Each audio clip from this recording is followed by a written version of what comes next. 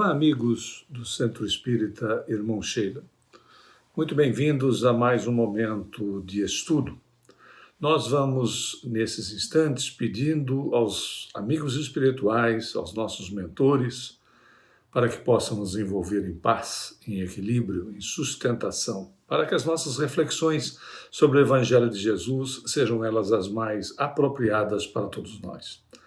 Nós trouxemos para, então, as nossas reflexões sobre o Evangelho, o capítulo 23, Moral Estranha, onde nós vamos abordar 4 dos seus itens. Quem não odeia seu pai e sua mãe, abandonar pai, mãe e irmãos, deixai que os mortos enterrem os seus mortos, e, finalmente, eu não vim trazer a paz, mas a divisão.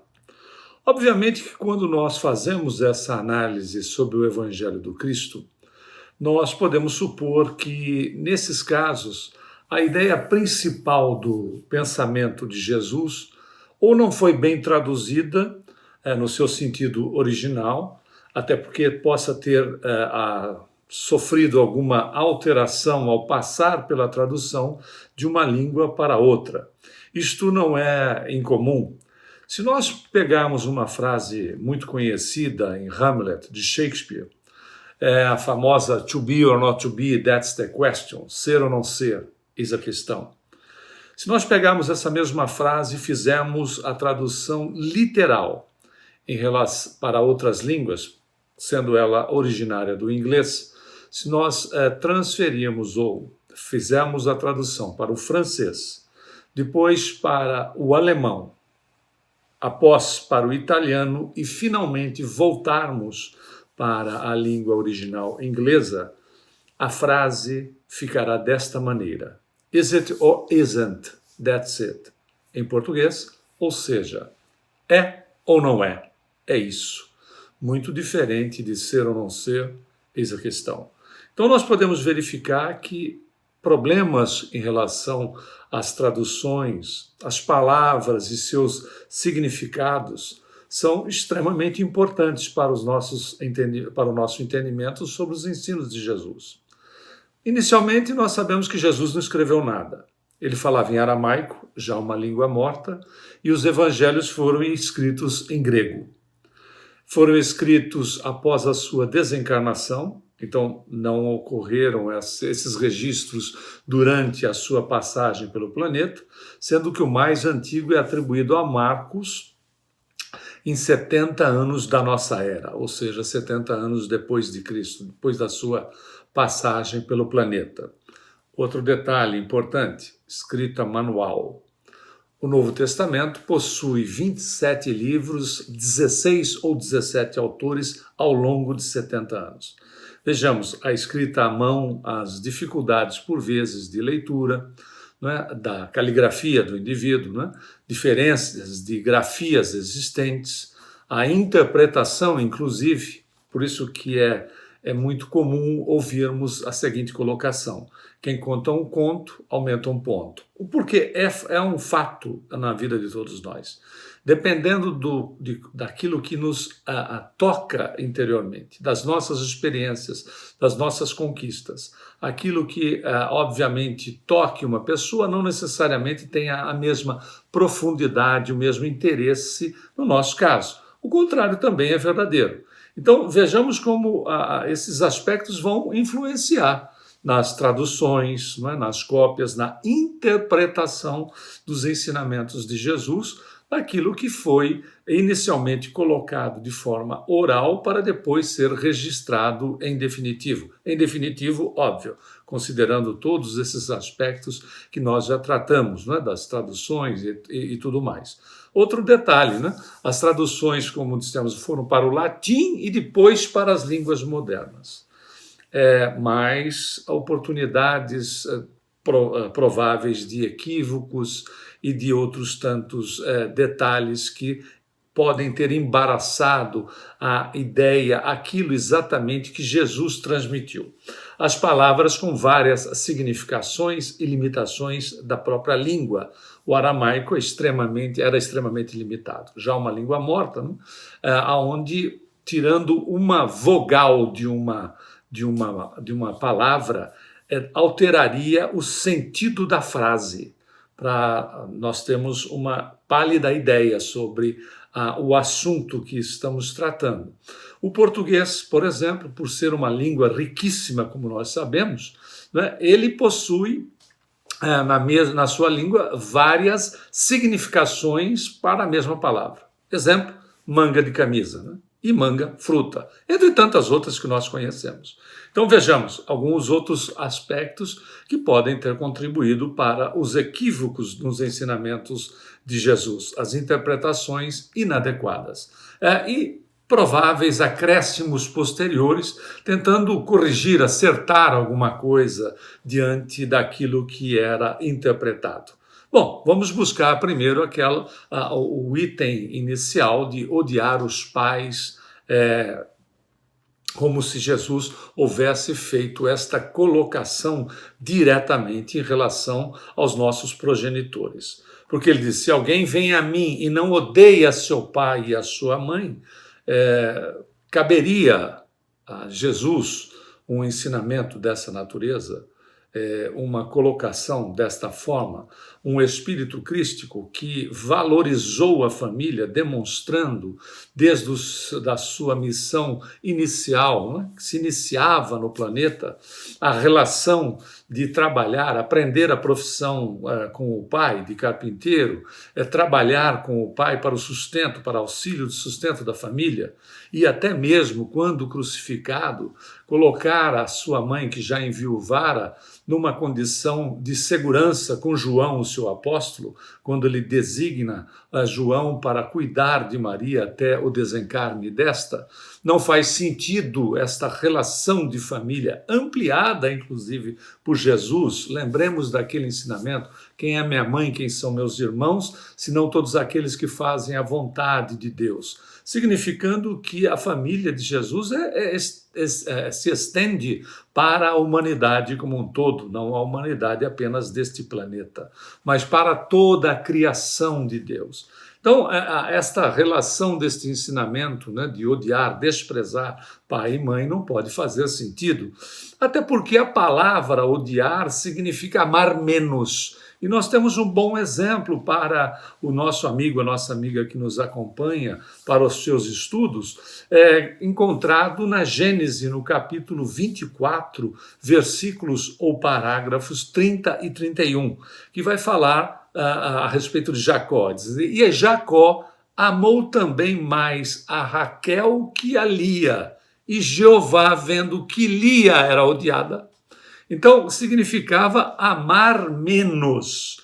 Como é que Kardec, não é? Allan Kardec, o codificador, faz a interpretação desse ensinamento? Diz Kardec: cumpre despojar o termo odiar da sua acepção moderna, como contrária ao espírito do ensino de Jesus. Não é? Kardec, no Evangelho segundo o Espiritismo, que nós estamos analisando.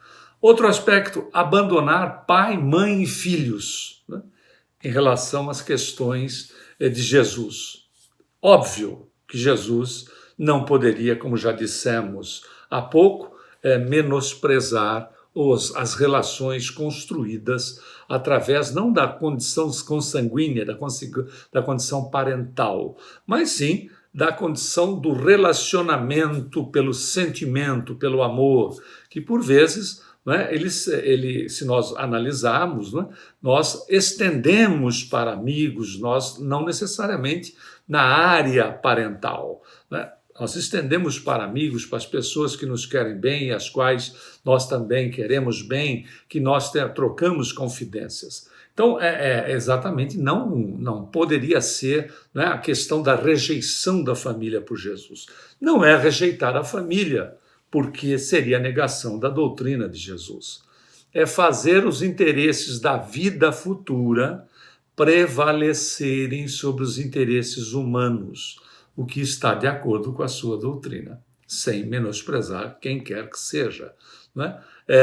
A questão de abandonar pai, mães e filhos é a lógica da separação para a construção nossa no processo evolutivo.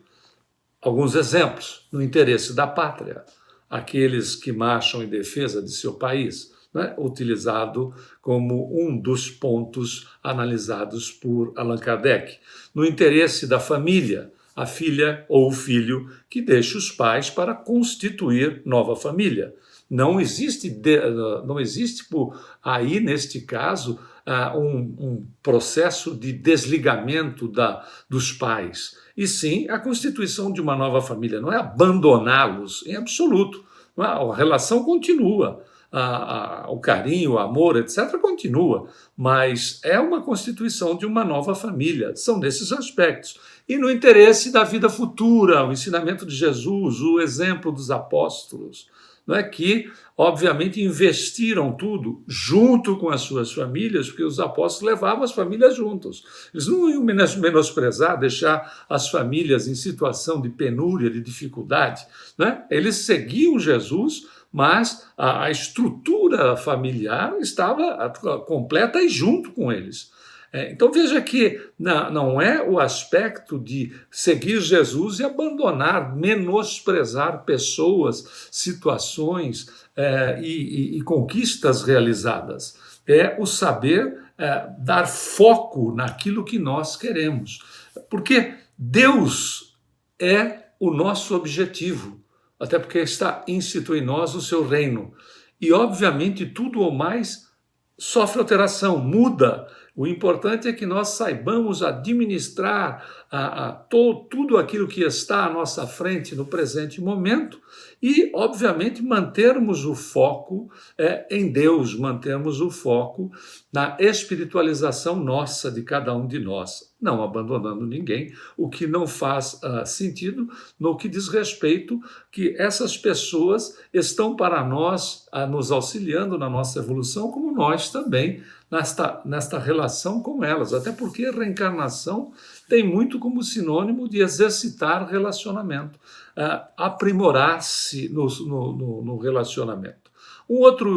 Como Kardec vai fazer esta análise nesse ponto? Ele diz: os interesses da vida futura, como acabamos de dizer há pouco, prevalecem sobre todos os interesses e todas as considerações humanas. Os interesses não é em mim, em nós, na vida futura. Os interesses no que diz respeito à espiritualização, ligação criatura-criador. Esta posição de entendimento, de conscientização desta nossa ligação. Outro ensinamento de Jesus: deixar aos mortos o cuidado de enterrar os seus mortos. Em absoluto, não se tratava aí, quando ele se dirige ao rapaz, que diz: deixa que eu primeiro vá sepultar o corpo do meu pai, não poder, para depois segui-lo, e Jesus faz essa colocação. Em absoluto, Jesus poderia faltar, não é? O Cristo planetário faltar com o respeito filial, faltar com o respeito ao corpo daquele que havia dado, sido intermediário, dado ao corpo físico para o rapaz. Não se tratava, então, de censura para o filho que desejava sepultar o pai. Tratava-se de um convite para aquele jovem cuidar dos interesses da vida futura. Olha, desligando, quebrando as amarras de ver a existência e o mundo pura e simplesmente no conceito ou numa visão imediatista, ou só objetivo naquilo que está acontecendo. Por isso que ele vai dizer: quanto a ti, vai anunciar o reino de Deus, até registrado em Lucas, no capítulo 9, no versículo 60. Como Kardec vai analisar este item? O codificador nos ensina. Jesus vai nos ensinar, nos esclarecer, dizendo: não te preocupes com o corpo, pensa antes no espírito. Não é menosprezo do corpo, né? Porque o apóstolo Paulo vai designar o corpo como o templo do espírito. Mas, então, não te preocupes com o corpo, pensa antes no espírito, vai ensinar o reino de Deus, vai dizer aos homens que a pátria deles não é a terra, mas o céu, o plano espiritual, da onde nós somos oriundos, a realidade de cada um de nós. É nesse aspecto que o codificador confirma os ensinamentos de Jesus.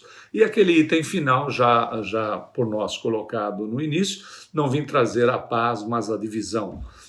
Alguns dizem, não vim trazer a paz, mas a espada.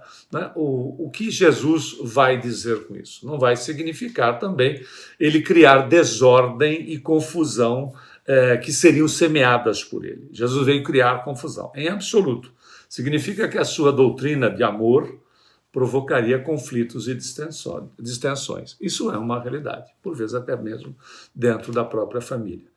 Às vezes, você, amigo, amiga que nos acompanha, pode ser o único espírita, a única espírita da sua casa. E essas, às vezes, umas colocações dessa natureza, né, questionando o porquê da sua participação, ou qualquer coisa do gênero, né? Ou se posicionando contrariamente à tua participação. Bom, é apenas um simples exemplo, mas essas distensões ocorreriam não só na base da família, como em relação à sociedade, porque a visão sendo voltada para o imediatismo da existência não faz com que ela, né, porque é de respeito de Deus no livre-arbítrio das criaturas, e essa é a sua maior justiça, não faz com que a criatura seja obrigada a ver pelos olhos dos outros. À medida da sua conscientização, ela passa a perceber-se como espírito que é, o que pode demandar mais de uma existência, várias outras existências para frente. Isso pouco importa, somos imortais. Mas este item é importante, não é? As dissensões, por vezes, acontecem porque há uma visão imediatista da existência. É só o que existe para a situação da vida, o que existe de material. E óbvio que pode-se criar situações desse ponto, né? Nesse ponto. Um exemplo, né? A luta que continua ainda sendo muito atual do Espiritismo, muito melhorado, uma situação bem diferenciada de algumas décadas atrás, quando a prática do Espiritismo, a frequência a uma casa espírita, era por demais complicada. E nós sabemos que esta realidade gradativamente vai se alterando, vão havendo modificações importantes para todos nós. Vamos conquistando um espaço sem a preocupação de fazer proselitismo, porque essa não é a proposta da doutrina. Vamos verificar o que o codificador traz para as nossas reflexões. Ele diz, como Jesus, o Espiritismo topa com o orgulho, que isso ainda é uma realidade, o egoísmo, a ambição, a ganância, o fanatismo cego, os quais, levados às suas últimas trincheiras, tentam barrar-lhe o caminho e lhes suscitam entraves e perseguições. São meras tentativas, porque nós sabemos que no plano divino, não existe a opção B. Não existe plano B. Só existe um. É a da nossa condição fatal de sermos bons e felizes. Não existe um plano que seja uma alternativa se não der certo. Não tem não dar certo. Nós daremos certo. Por isso que os entraves criados para a doutrina, por mais que sejam entraves, são tentativas, porque o plano da divindade nos trouxe o Consolador prometido, a doutrina espírita, para exatamente nós ampliarmos a nossa consciência e fazermos o quê? Temos o Evangelho do Cristo redivivo para todos nós. Por isso que é necessário, e Allan Kardec bate neste ponto, né, da questão de que a nossa fé seja raciocinada. Um dos grandes ensinamentos, né, no Evangelho segundo o Espiritismo é que a nossa fé deve ser inabalável, e é somente aquela, sendo inabalável, aquela que pode encarar a razão face a face em todas as épocas da humanidade. Mantenhamos-nos, então, com este foco, com esta visão em relação a nós mesmos, de mantermos-nos com a nossa fé inabalável e podemos, com certeza, como o codificador nos ensinou, encararmos a razão face a face, em qualquer período da nossa existência, estejamos no plano físico, estejamos na dimensão espiritual. Convidamos então os amigos para, mais uma vez, elevarmos os nossos pensamentos em gratidão a Deus nosso Pai, a Jesus e aos mentores que nos assistem do Centro Espírita Irmão Sheila, para que eles continuem nos sustentando e nos iluminando as nossas rotas, os nossos caminhos e as nossas decisões. Muita paz a todos.